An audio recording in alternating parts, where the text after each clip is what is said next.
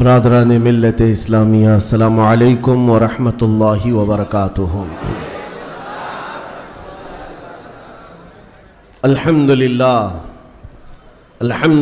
الحنان المنان الذي خلق الانسان وعلمه البيان، والصلاة والسلام على رسوله سید الانس والجان وعلى آلہ واصحابہ ذوی الخیر والاحسان، اما بعد فأعوذ باللہ من الشیطان الرجیم، بسم اللہ الرحمن الرحیم۔ فأما الزبد فيذهب جفاء وأما ما ينفع الناس فيمكث في الأرض كذلك يضرب الله الأمثال، صدق اللہ مولانا العظیم۔ بارگاہ رسالت معاب صلی اللہ تعالی علیہ وسلم میں درود پاک کا ہدیہ پیش کریں۔ اللہم صلی علی سیدنا و مولانا محمد معدن الجود والکرم وآلہ واصحابہ الکرام وابنہ الکریم وبارک وسلم صلاة دائمتا سرمدا ابدا۔ محب گرامی، رفیق ہمدم حضرت العلام مولانا ابو الحسن نوری مدظ اللہ العالی، جن کی کرم فرمائیاں اور ان کی عنایتیں ہیں کہ انہوں نے مجھے یہاں طلب کیا، میں آپ کی دعوت پر حاضر آیا۔ ویسے بھیونڈی کا تجربہ میرے ساتھ کچھ اچھا نہیں رہا اس سے قبل، اور کئی معاملات دیکھنے کو آتے تھے، تو آج احباب نے جو ہمارے ٹیم کے حضرات ہیں انہوں نے بھی یہ کہا تھا کہ جب بھی بھیونڈی جاتے ہیں وہاں کے کچھ معاملات ہوتے ہیں، تو پھر یہ نئی جگہ پر ہم جا رہے ہیں، تو میرے ذہن میں ایک بات آئی، ہم سنی ہیں، اولیاء کی مدد سے ہی جانا چاہیے۔ تو یہ اولیاء مسجد ہے تو انشاءاللہ العزیز معاملات نہیں ہوں گے، کیونکہ ہم وسیلے والے لوگ ہیں، اور جب یہ وسیلہ اور نسبت ساتھ میں ہو تو اچھے ہمارے ساتھ کچھ نہیں کرتے، اور الحمدللہ یہی نسبت ہے جو آج تک ہمیں محفوظ رکھتی ہے۔ بغداد مقدس میں حاضری کے دوران ہمارے پڑوسی ملک کے کچھ علماء نے مجھ سے پوچھا تھا کہ ہم کثرت سے مسلمان ہیں لیکن اتنی آزادی سے نہیں بولتے جتنا آپ وہاں رہ کر بولتے ہیں۔ آپ تو کفار و مشرکین کے نرغے میں بیچوں بیچ رہ کر کے کس طرح بولتے، آپ کا کیا مسئلہ ہے؟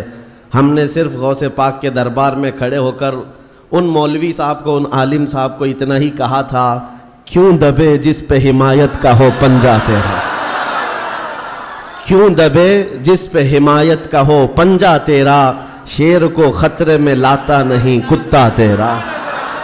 جس کی نسبت دربار غوث سے ہو اسے ڈر کی کیا بات ہے؟ ہمارے امام اہل سنت فاضل بریلوی رحمۃ اللہ تعالیٰ علیہ نے ہمیں یہی سکھایا ہے، خوف نہ رکھ رضا ذرا، تو ہے عبد مصطفیٰ۔ جو عبد مصطفیٰ ہوتا ہے اسے ڈرنے کی ضرورت نہیں ہے۔ خوف نہ رکھ رضا ذرا، تو ہے عبد مصطفیٰ، تیرے لیے امان ہے، تیرے لیے امان ہے۔ بس معاملات ایسے انسانی فطرت کا تقاضا ہے کہ انسان عادت کے طور پر ایسا دیکھا گیا ہے کہ کوئی جھوٹ بات 100 مرتبہ اس کو بولی جائے تو وہ سچ سمجھنے لگ جاتا ہے، اور اس تھیوری پر آج پوری دنیا عمل کرتی ہے۔ پوری دنیا کسی چیز کو ٹارگٹ کر کے بار بار بولتی ہے تاکہ لوگوں کے ذہنوں میں ایک بات بیٹھ جائے۔ اگر پانی کی بوتل کو بھی کوئی 100 مرتبہ شراب شراب شراب کہتا رہ جائے تو اچھے خاصے لوگ بھی پانی کی بوتل کو شراب سمجھنے لگ جاتے ہیں۔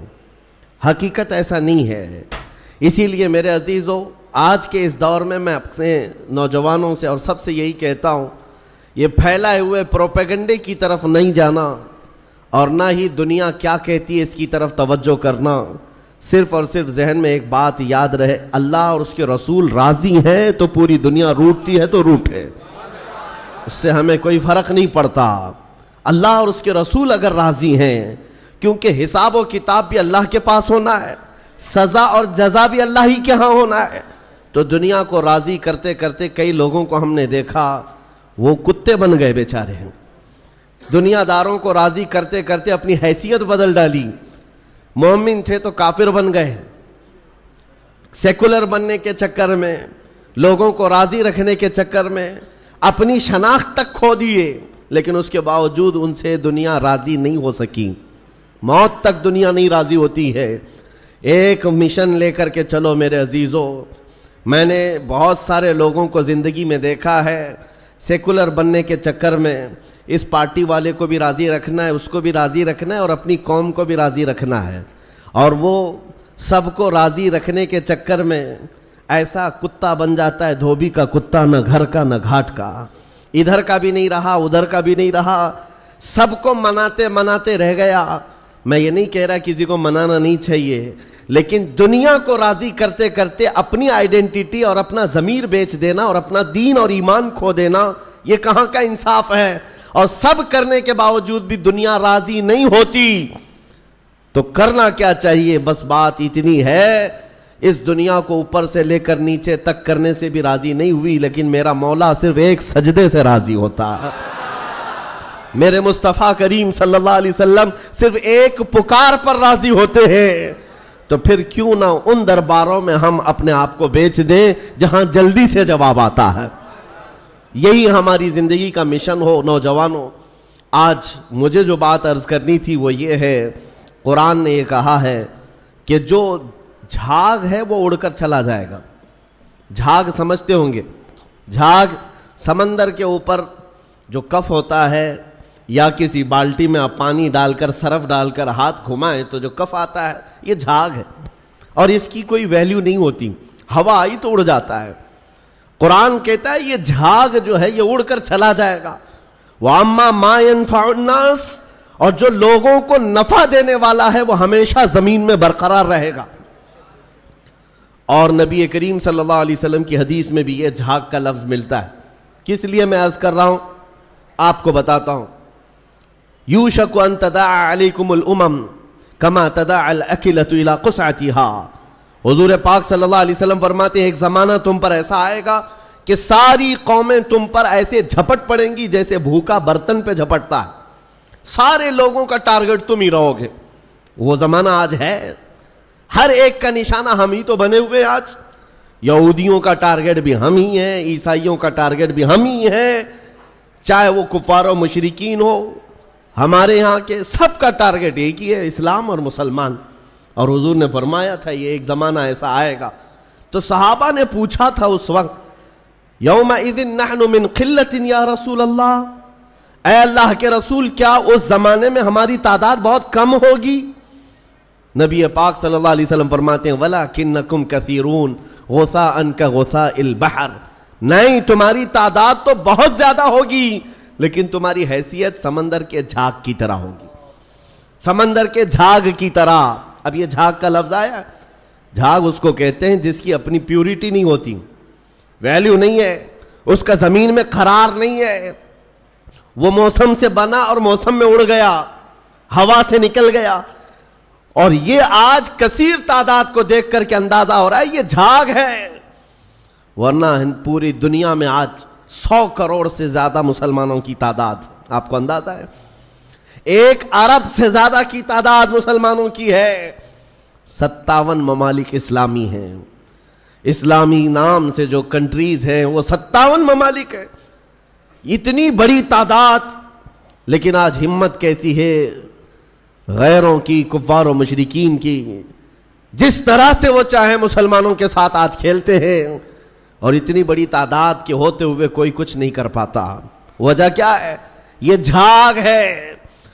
اس جھاگ کو پیوریٹی میں بدلنے کی آج ضرورت ہے, تعداد نہیں.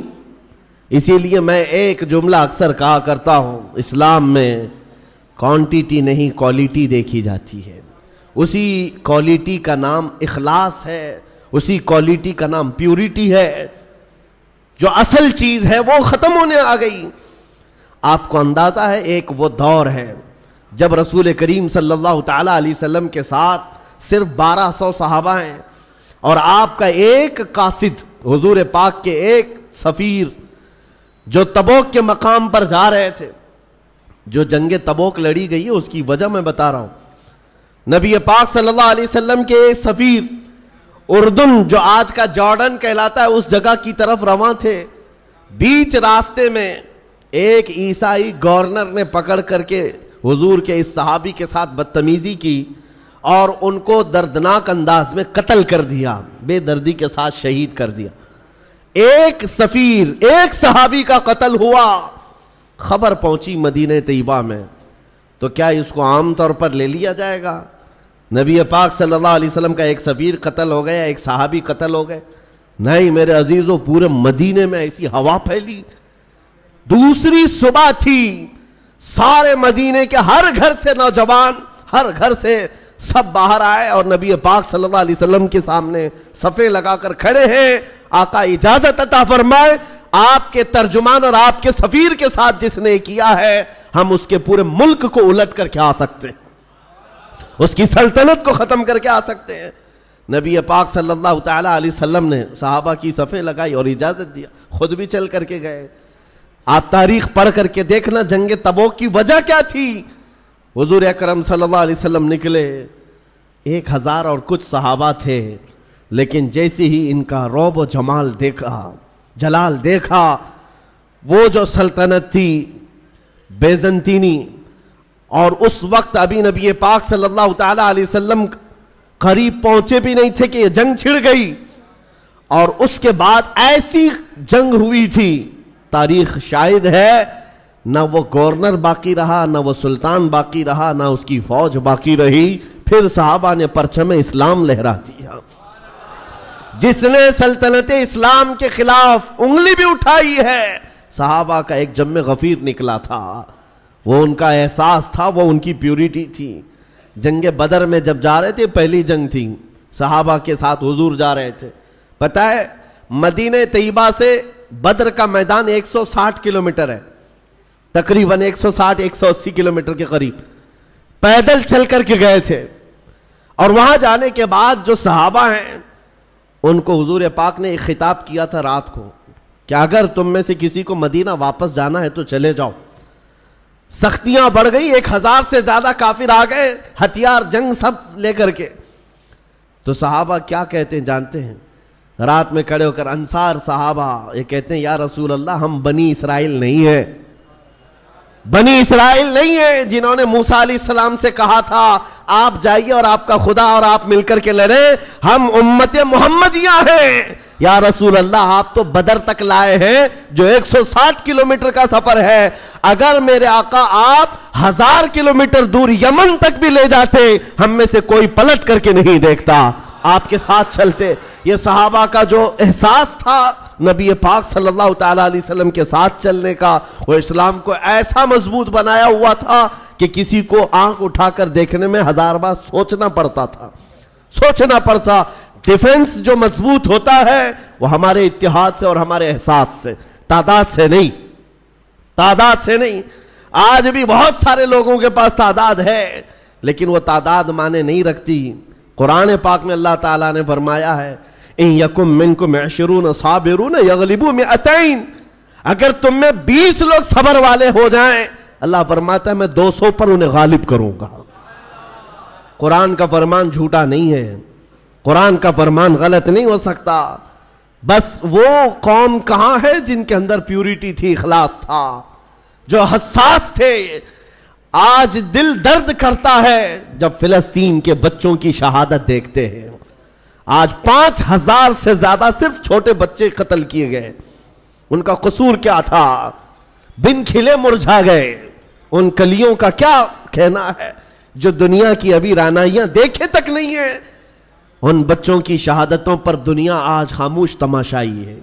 میرے عزیزوں، کفار و مشرکین، یورپ کے یہ سارے فسادی، امریکہ جیسے جتنے دادا گیری کرنے والے لوگ ہیں، ان کا تو مذہب ہی ہے، لیکن مسلمانوں کو کون سا سانپ سونگھ گیا جو ان نہتے تڑپتے بچوں کو دیکھ کر کے ابھی بھی مست ہیں، اپنے عیش میں جی رہے، آج بھی اپنی زندگیوں میں کوئی فرق نہیں آتا۔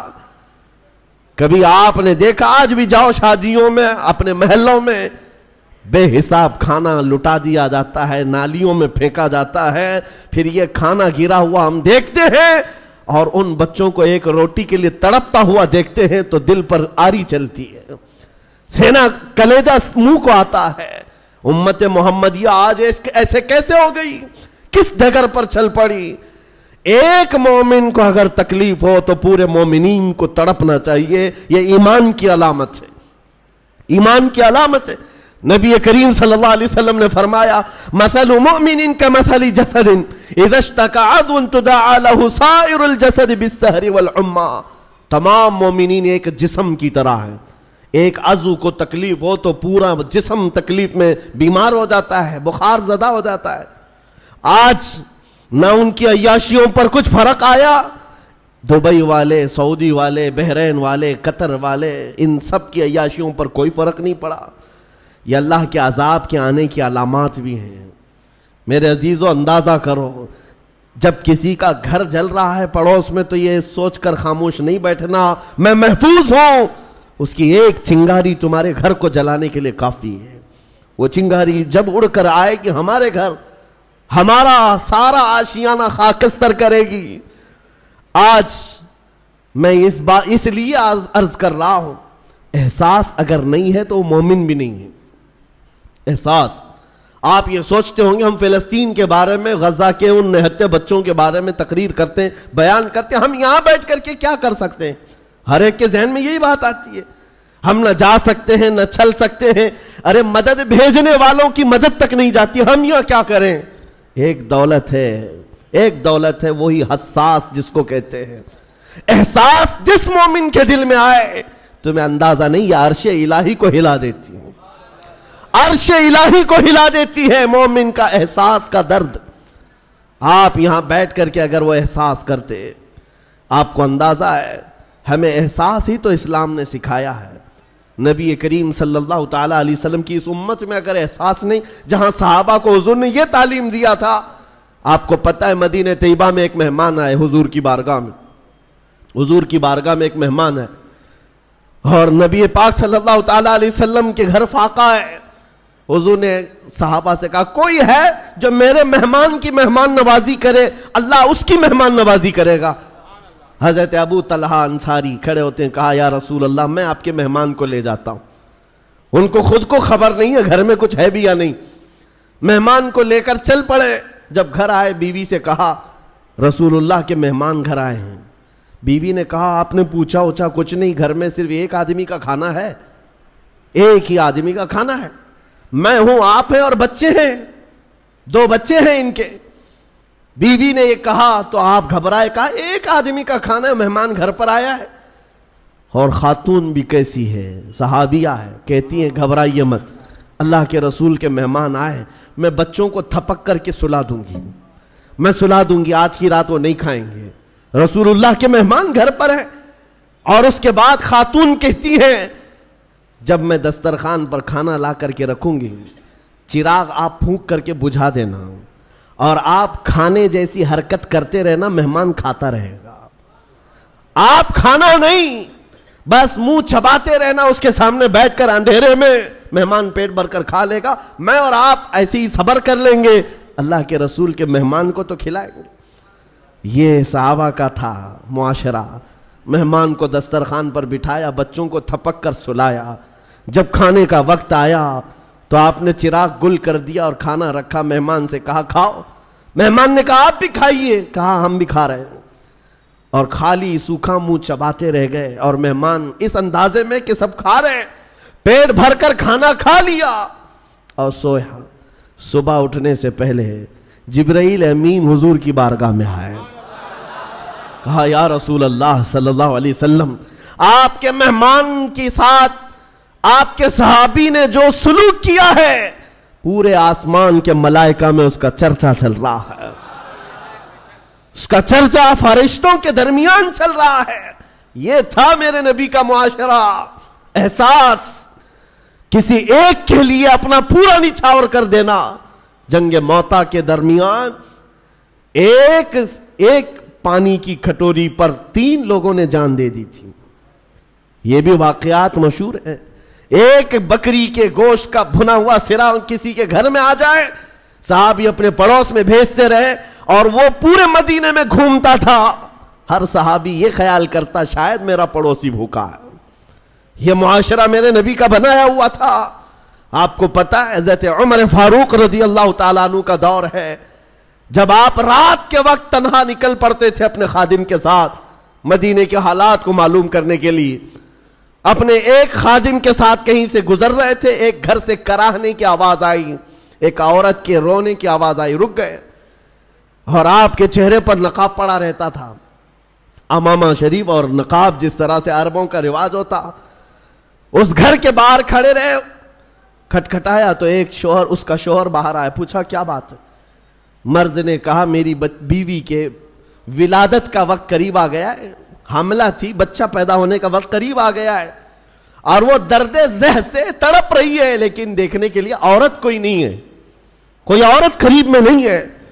خلیفۃ المسلمین ہے وقت کا، جس کے نام سے قیصر و کسریٰ کانپتے ہیں، دوڑ کر اپنے گھر گئے، اپنی بیوی اور اپنی بہو کو بھیجا، جاؤ فلاں گھر میں ایک بچی کی ولادت، ایک عورت درد ذہ میں ہے، بچے کی ولادت ہونے والی ہے۔ رات بھر امیر المومنین اپنی عورت اور اپنی بہو کو اس گھر پر بھیجتے ہیں، اور خود آ کر کے باہر انتظار کرتے بیٹھے ہوئے، اس کے شوہر کے ساتھ باتیں کر رہے ہیں، اور گھر سے کچھ کھانا پکا کر لا رہے ہیں، اور وہ مزے سے کھاتا رہا ہے۔ نہ اس شوہر کو معلوم ہے، نہ اس کی بیوی کو معلوم ہے کہ ان کے گھر کی یہ عیادت کرنے والا وقت کا خلیفہ ہے، کسی کو نہیں معلوم۔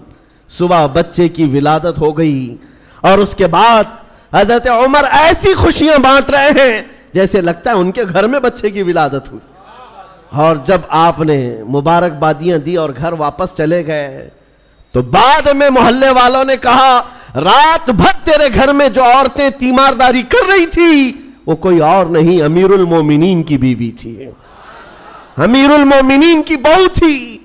یہ احساس تھا، ایک عورت کے درد کی آواز آئے تو خلیفہ بے چین ہو جاتا۔ آج فلسطین سے اٹھنے والی آوازوں سے کسی کی نیند پر فرق نہیں پڑتا، کسی کی نیند خراب نہیں ہوتی۔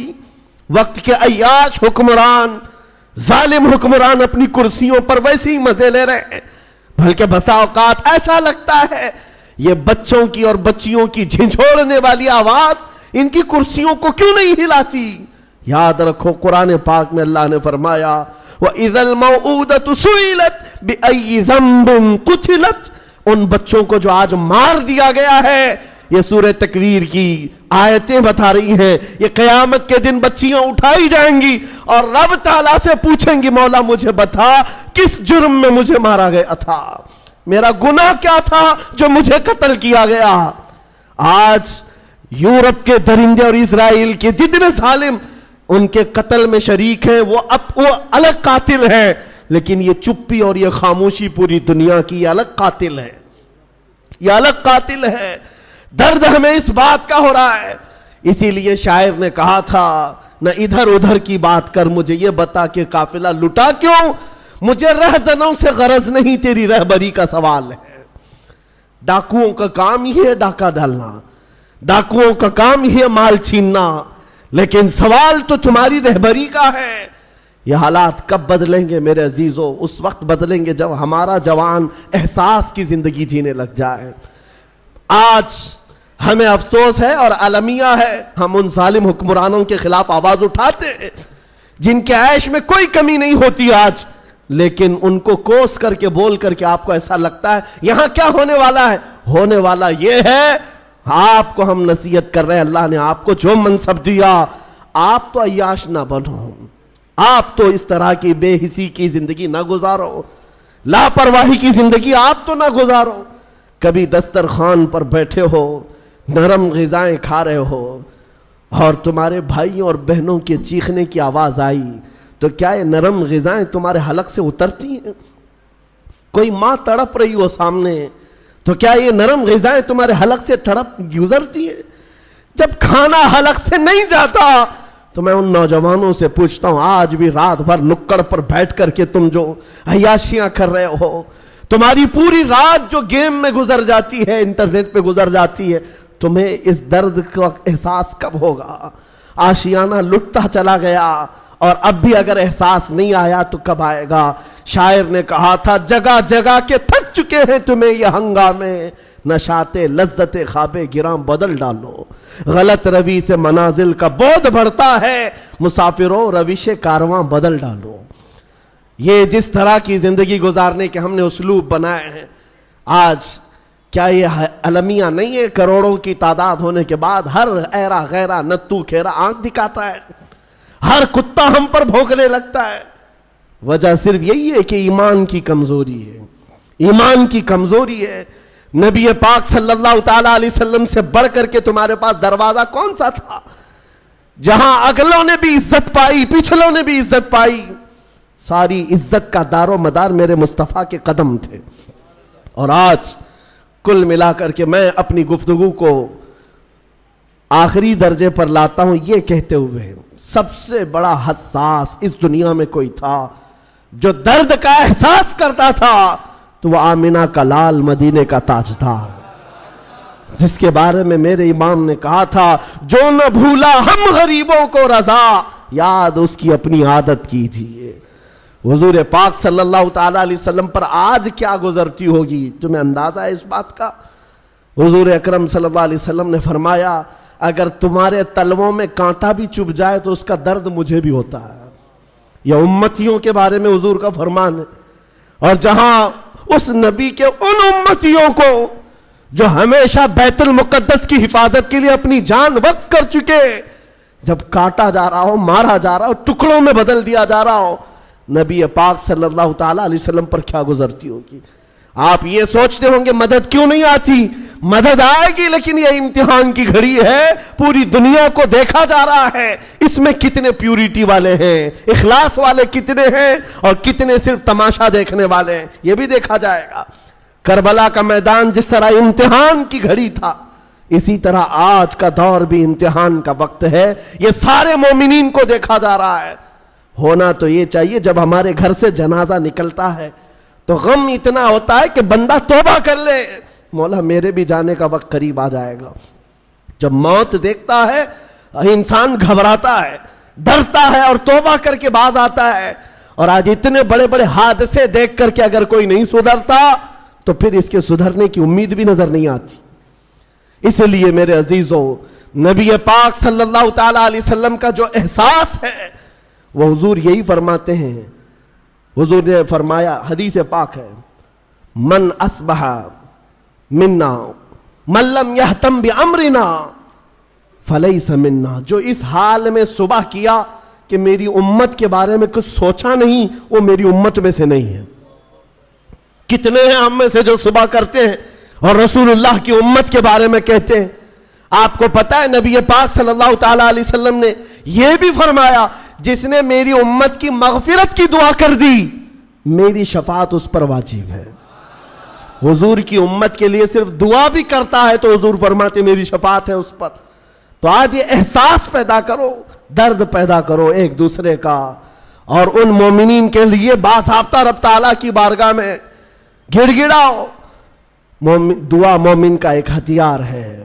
جب احساس کے دل کے ساتھ اللہ کی بارگاہ میں پکارا جاتا ہے تو عرش الہی بھی ہل جاتا ہے اور دعائیں باریاب ہوتی ہیں اور مدد ضرور آئے گی۔ عزیزان گرامی وقار، نبی کریم صلی اللہ تعالیٰ علیہ وسلم کے اس دربار سے ہماری دوری یا آج ہمارے درمیان انتشار پیدا کی ہوئی ہے۔ ہم جو بھٹکے ہوئے ہیں، بگڑے ہوئے ہیں، جگہ جگہ الگ الگ جماعتوں میں، ٹکڑوں میں تبدیل ہیں، ایک ہی وجہ ہے، جس رسی کو ہمیشہ پکڑنے کے لیے کہا گیا تھا وہ رسی ہاتھ سے چھوٹتی ہے تو پھر نہ تمہارا نگہبان تمہیں نظر آتا ہے، نہ تمہاری جماعت کا تمہارا کوئی شناخت تمہاری باقی رہ جاتی ہے۔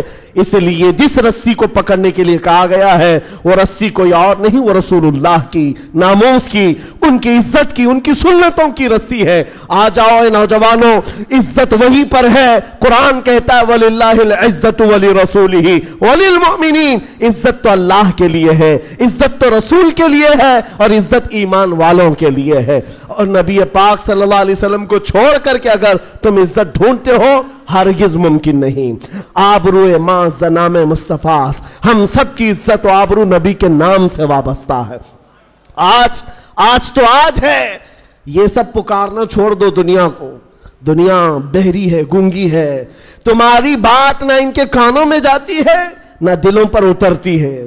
یہ مدد کی دعائیاں دینا بند کر دو، اس دنیا کو پکارنا چھوڑ دو۔ इसलिए कि हमारा अकीदा ये है, यहाँ पर भी और आखिरत में भी हमारा अगर कोई निगहबान और पासबान है वो मुहम्मदुर रसूलुल्लाह है। मेरे आका सल्लल्लाहु अलैहि वसल्लम से एक सहाबी ने पूछा, या रसूल अल्लाह, हश्र के मैदान में आपकी कैफियत क्या होगी? ये सुनो तो दिल बाग बाग होता है। ऐ नौजवानों, तवज्जो से, हुजूर फरमाते हैं मैदान महशर में एक ही कैफियत हुजूर ने बताई, और दीगर बहुत सारे हैं, उसमें एक कैफियत मेरे आका ने जो फरमाया, फरमाते हैं मैदान महशर में जहां जम्मे गफीर होगा, पूरे इंसान जमा होंगे, हुजूर फरमाते हैं मेरे कंधे पर चादर पड़ी होगी, मेरे कंधे पर चादर होगी, और वो कभी कभार खसक कर गिर रही होगी। मैं एक हाथ से अपनी चादर संभाल रहा हूंगा और एक हाथ से अपने उम्मतियों को पकड़ पकड़ कर जन्नत में ले जा रहा हूंगा। जो न भूला हम गरीबों को रजा, याद उसकी अपनी आदत कीजिए। उस भरे महशर के मैदान में हमें पहचानने वाला कोई है तो वो रसूलुल्लाह की जात है। जब तुम्हें पता है नबी पाक सल्लल्लाहु ताला अलैहि वसल्लम वहां पर भी हमें नहीं छोड़ना चाहते, कब्र के हालात के बारे में भी बुजुर्गों की रिवायतें पढ़ो। बुजुर्गों के मुतालिक ये क्या आपने नहीं पढ़ा? एक मोमिन साले जब कब्र में जाता है, मुनकर नकीर के आने से पहले रसूलुल्लाह तशरीफ लाते हैं और फरिश्तों से कहते हैं जरा आहिस्ता से जगाओ, बड़ा थक करके आया है, ये मेरा गुलाम है। ताजुश शरिया ने ये फरमाया था बारगाह मुस्तफ़ा में, या रसूल अल्लाह मैं मरूं तो मेरे आका ये मलाइका से कहना इसे कोई मत जगाना, अभी आंख लग गई है। तेरे दामने करम में जिसे नींद आ गई है, जो फना न होगी उसे जिंदगी मिली है। ये उनसुर इसलिए मैं बता रहा हूं, वो खबर में भी हमारे पास आने वाले हैं और हश्र में भी आने वाले हैं। इसीलिए आला हजरत की सुनो, आला हजरत ने क्या फरमाया, आज ले उनकी पनाह, आज मदद मांग उनसे, कल न मानेंगे क़यामत में अगर मान गया। उन्हें जाना उन्हें माना, न रखा गैर से काम, लिल्लाहिल हम्द मैं दुनिया से मुसलमान गया।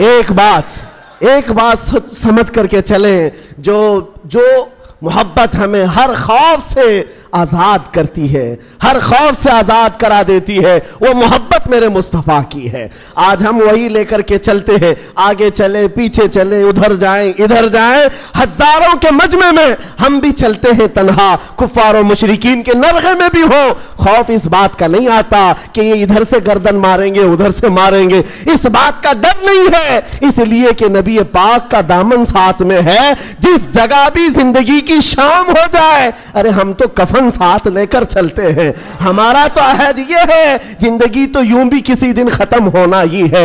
आज या कल किसी बिस्तर पर पांव रगड़कर मरने से तो अच्छा है नबी का नाम लेकर के दुनिया से चले जाए। इश्क गर जुर्म है तो फांसी की सजा दो मुझको, इश्क गर जुर्म है फांसी की सजा दो मुझको, दरे महबूब पे लेकिन ये सजा दी जाए। आशिक रसूल की तलब यही है। आप सबसे मैं यही कहता हूं, खौफ निकालो, डर निकालो। उस नबी पाक से मोहब्बत करना जुर्म है, हम करोड़ बार ये जुर्म करने को तैयार हैं। उनका नाम लेना दुनिया के नजदीक आतंकवादी है, तो हम ऐसे आतंकवाद होने पर फख्र भी करते हैं। ये कोई डर की बात नहीं है। नबी पाक की मोहब्बत का ऐलान करना, उनके दामन को थामे रखना तुम्हारी नजरों में जुर्म है। हम इसको नहीं मानते, इस जुर्म को हम करोड़ बार करने को तैयार हैं। अजीजा ने गिरामी वकार, ये जज्बा लेकर के चलो जो सैयदना उमर फारूक ने कहा था। हुजूर ने उनसे पूछा था, उमर जब कब्र में दो फरिश्ते आएंगे, काले चेहरे वाले, नीली आंखों वाले, और वो उठाएंगे मुर्दे को और सवाल करेंगे, उस वक्त तुम क्या करोगे? उमर फारूक ने क्या कहा था? पूछा, या रसूल अल्लाह, जब वो फरिश्ते कब्र में आएंगे मेरी मौत के बाद, सिर्फ सवाल ये है आका, आज जो मैं आपसे मोहब्बत करता हूं, क्या ये मोहब्बत उस वक्त भी बाकी रहेगी? نبی پاک نے فرمایا عمر یہ دوسروں کی محبت ہے جو موت کے ساتھ ختم ہوتی ہے، مجھ سے جو محبت کرتا ہے وہ حشر تک باقی رہے گی۔ تب جواب کیا ہے؟ سنو جواب کیا ہے۔ حضرت عمر مجلس سے اٹھ گئے، کہا یا رسول اللہ اب جو منکر نکیر فرشتے آنے والے ہیں وہ میرے اوپر چھوڑ دے، میں خود نپٹ لوں گا۔ جب نبی پاک کی محبت ساتھ ہے تو پھر ڈر کس بات کا ہے، خوف کس بات کا ہے؟ اسی لیے آج اس میں کمزوری آئے تو بندہ ڈر کے جینے لگ جاتا ہے، سہم سہم کر کے جینے لگتا ہے۔ لوگ ٹوپیاں چھپا رہے ہیں، داڑھیاں مڈا رہے ہیں کامن بننے کے چکر میں، پھر بھی دنیا تمہیں جانتی ہے اس نبی کے نام پر۔ اسی لیے اگر ان کے غلام ہونے پر تمہیں کوئی اعتراض نہیں ہے، کھل کر کے غلامی کرو، کھل کر کے غلامی کرو میرے نبی پاک۔ اس لیے کہ میں بار بار ایک جملہ کہتا ہوں، آج دنیا کو چوٹی رکھنے میں شرم نہیں آتی تو ہمیں داڑھی رکھنے میں کیوں شرم آئے؟ کیوں شرم آئے؟ ارے لوگ ننگے گھومنے پر فخر کر رہے ہیں، ہم نبی کی سنتوں پر فخر کریں، حضور پاک کی سنتوں پر فخر کریں۔ بس میرا یہ جملہ ہے، آج اس بات کو سمجھ کر کے چلو، قوت عشق سے ہر پست کو بالا کر دو، دہر میں نام محمد سے اجالا کر دو، کی محمد سے وفا تو نے تو ہم تیرے ہیں، یہ جہاں چیز ہے کیا لاح قلم تیرے ہیں۔ وآخر دعوانا الحمدللہ رب العالمین۔